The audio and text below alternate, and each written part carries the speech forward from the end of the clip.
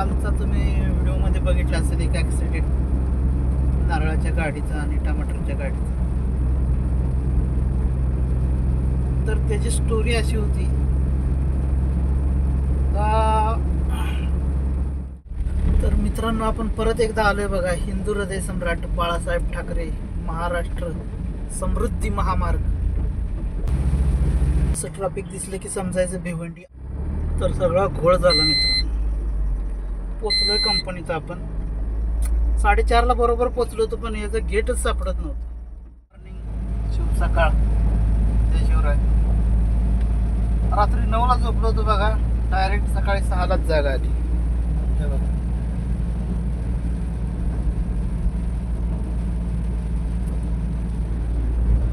सहाला जागा आली. सकाळी आता CNG भरला आणि निघालोय बघा. 500 किलोमीटर अंतर बाकी आहे. चला जाऊ. चलो.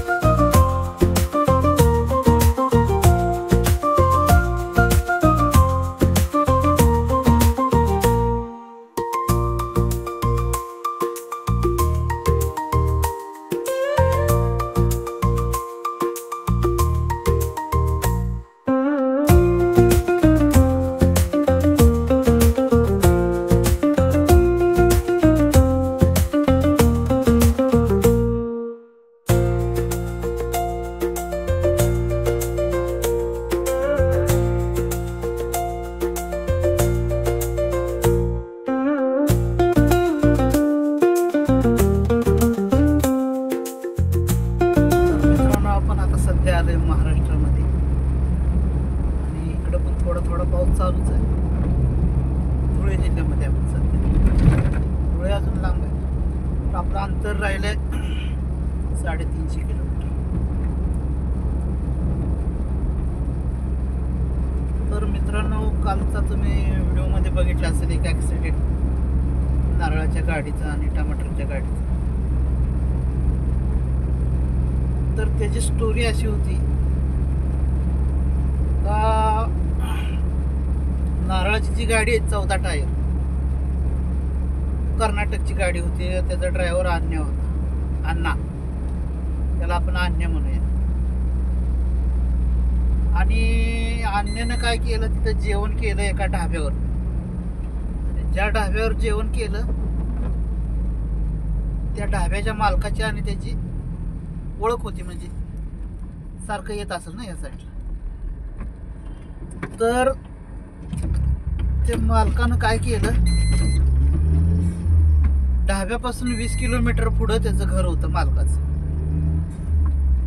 मालकानं काय केलं, त्याच्या गाडीमध्ये बसून चालला होता घरी. मला सोड म्हणला घरी तिथं रोडला. मी जातो.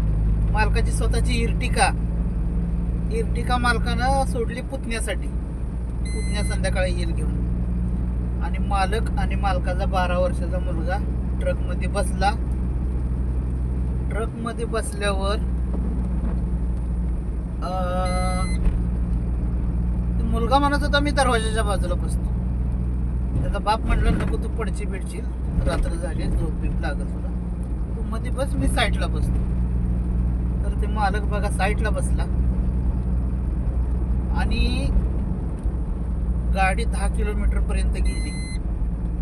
आणि ह्या अन्याला आई झवड्याला लागली झोप.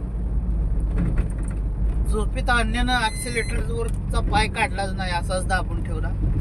गाडीला स्पीड लागला 80 प्लस. उतारा होता ना. आणि टमाटरवाला थांबला होता लघवीला. त्याचं पण नशीब, ते रोड हे साईडला सोडून मध्ये बरोबर डिवायडरकडे गेलाय मुतायला. काय म्हणतात काय माहिती. आणि अन्याने जाऊन गाडी आदळली त्याच्यावर गाडी एवढ्या जोरात आदळली की टमाटरची गाडी उडून शेतात पडली आणि त्या गाडीवर नारळाची गाडी अन्याची गाडी पडली आणि ढाब्याचा मालक ऑन दी स्पॉट जागेवर खलास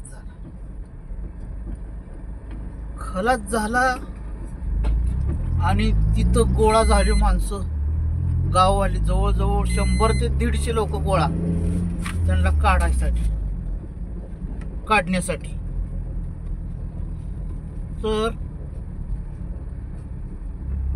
1 तास लागला ती डेड बॉडी बाहेर काढायला. मग हे सगळं झालं पण जे मालक होता ना त्या मालकाचा 3 ढाबा होता आणि 4थ्या ढाब्याचं उद्घाटन होतं दुसऱ्या दिवशी आणि 3 ढाब्याचं कलेक्शन पहिलं काय पैसे असतील असं 2.5 लाख रुपये त्या मालकाच्या जवळ होतं. तर पोराला विचारलं तर पोरगा म्हणला बॅग मध्ये होते. बॅग तर तिथं रिकामीच पडली होती. कोण म्हणताय त्याच्या खिशामध्ये असेल काय असेल तिथं बोलणं चालू होतं त्यांचं. आपल्याला काही एवढी त्यांची भाषा कळाली नाही. ते राजस्थानी बोलत होते. तर असं झालं बघा मित्रांनो. अन्य राहिला बाजूला टमाटरवाला राहिला बाजूला. ते बाळ पण वाचलं आणि त्या बिचाऱ्याचा जीव गेला. म्हणून मित्रांनो मी तर कुणाला माझ्या गाडीमध्ये बसवत नसतो. मग माझ्या गाडीत जागा असते पण मी इथं अशी गादी टाकतोय त्याच्यावर आपली बॅग बिग सामान ठेवतोय. जरी कोणी थांबवलं पोलीसवाल्यांनी जरी थांबवलं घ्या हे माझं सामान आहे म्हणत असतं बसता येत नाही साहेब तुम्हाला. आपलं एकटंच जायचं निवांत. कारण आपल्याला झोप लागली तर कधी पण मी लगेच साईडला जाऊन झोपत असतो. त्याला कुठं उतरायचं त्या माणसाला झोप लागल्यावर. त्यामुळे मी घेत नाही बघा कुणालाच घेत नाही. मी एकटाच असतोय आणि एकदम सावधगिरीने आपली गाडी चालवायची. झोप लागली की झोपायचं असं माझं रुटीन असतं. म्हणून माणसानं प्रत्येक दिवस काय प्रत्येक क्षण आपला शेवटचा जो आहे म्हणून असंच जगायचं. उद्याचा विचार करायचा नाही. उद्या मी काय खाईन कुठं जाईन. बघा ना त्याला सकाळी त्याचं 3ऱ्या-4थ्या हॉटेलचं उद्घाटन होतं आणि त्या उद्घाटनाच्या तयारीसाठी त्यानं लवकर ढाबा सोडला. घरी जायला निघाला आणि घरापासून फक्त 10 किलोमीटर अंतरावरच ॲक्सिडेंट होऊन त्याचा जीव गेला. तर ते वाईट वाटलं बरं का ते ऐकून. त्यामुळे मी तिथे जास्त थांबलोच नाही. व्हिडिओ जास्त बनवलं नाही. आणि ते लेकरू पण आलं होतं बघा पैसे हुडकण्यासाठी. म्हणजे त्याची घरची बरीच लोक आली होती. त्याला विचारत होती पैसे कुठं ठेवलं होतं वडिलांनी बापानं. तर ते पोरगं म्हणत होतं बॅगमध्ये होतं. तर मित्रांनो आपण आता धुळे पास केले. धुळेच्या पुढं आपल्याला CNG भरायचं मालेगावला समोरासमोर 2 पंप आहेत. लेफ्टला आणि राईटला. दोन्हीपैकी एका कुठल्याही पंपाचा आपल्याला CNG भेटतं. आणि आपलं रनिंग झालंय आता 171 किलोमीटर. अजून 40 किलोमीटर पंप आहे.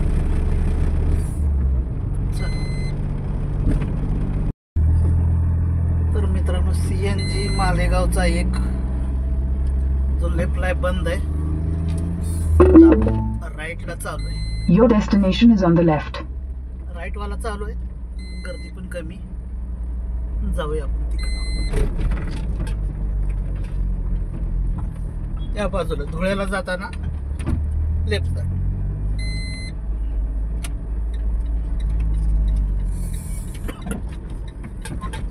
जा बाबा जा.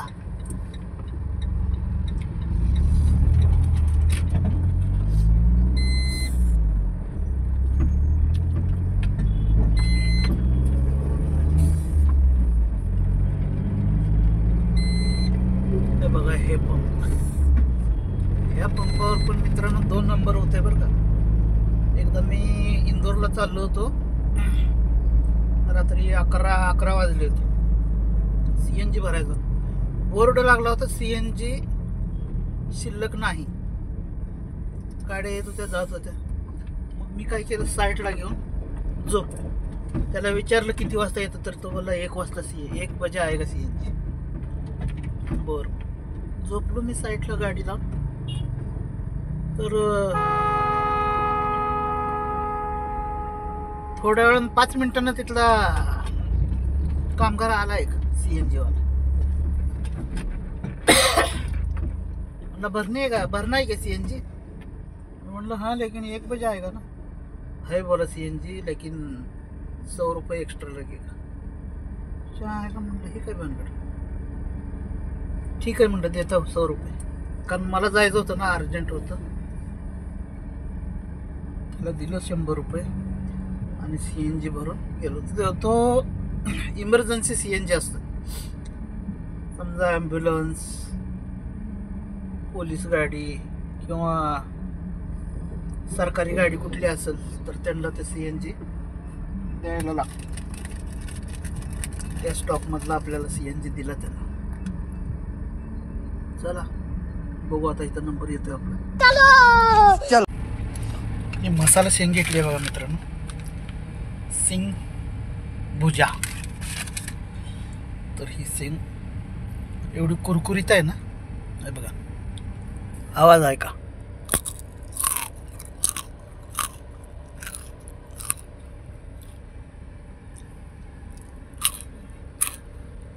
तर मित्रांनो, आपण पोचलो आता सध्या नाशिक जवळ आणि आपलं अंतर राहिलंय 160 किलोमीटर.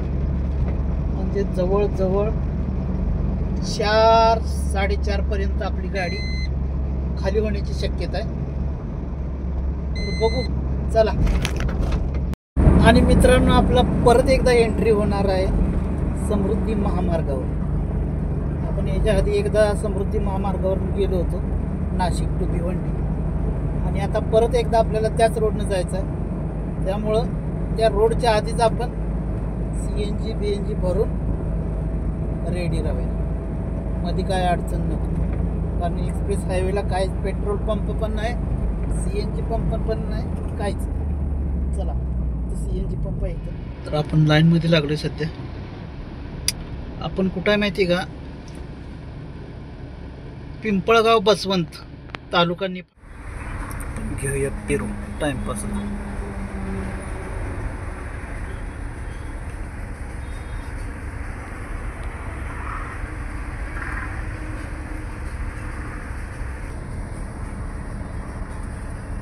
हाँ, 3 को लगाए ना मसाला.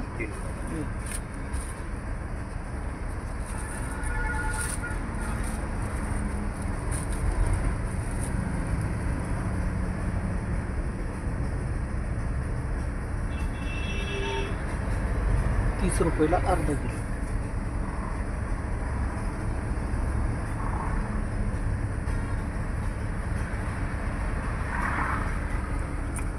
नोट दूसरा तो नहीं है. नहीं चलेगा, हमको ही देना है यार. अभी मैं किधर आऊँगा इधर. हाँ ठीक है, एक काम करो, दोनों दो, वो भी दो.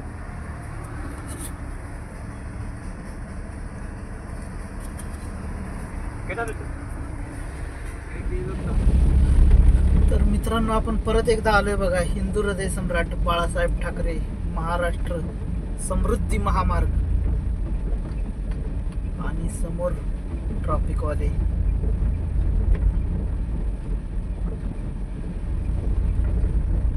काय नाही केलं आपल्याला. चला, आपलं अंतर राहिलंय 85 किलोमीटर आणि टाइम दाखवतोय 1 तास 8 मिनिट.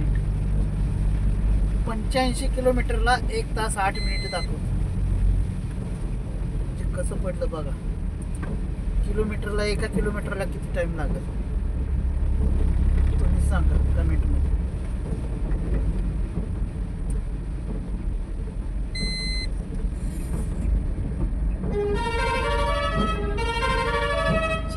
या डंपरवाल्यानं काय हार्न लावून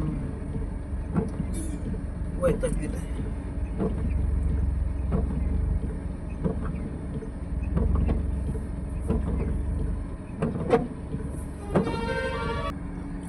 ते पिकअप मध्ये बघा 2 गायी आहेत, त्यामुळं बजरंग दलवाल्यांनी गाडी पकडली. ती गाय बघू शकता तुम्ही, गाय.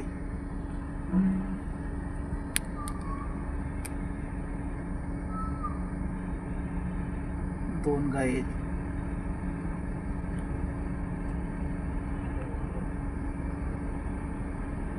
आणि गाडी आपल्याला रिवर्स घ्यायला लागणार आहे. आणि दुसऱ्या लाईन मधून आपण निघतोय.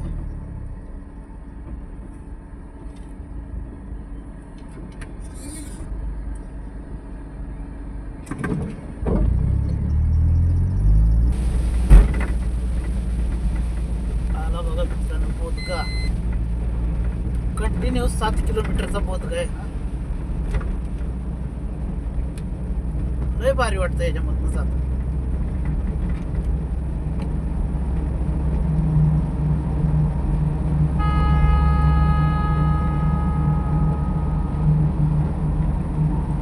चला व्हिडिओ मोठा होईल त्यामुळे आपण थोडंच दाखवतो.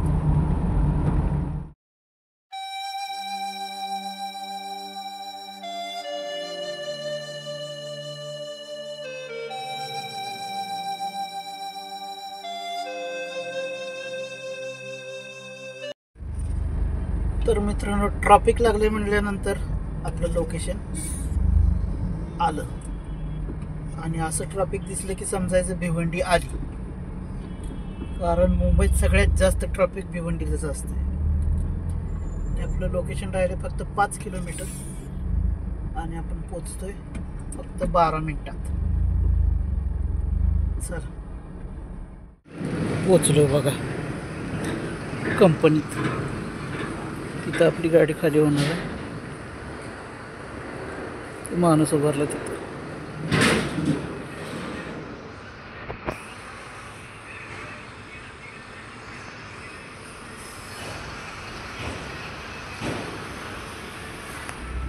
तर सगळा घोळ झाला मित्रांनो. पोचलोय कंपनीत आपण.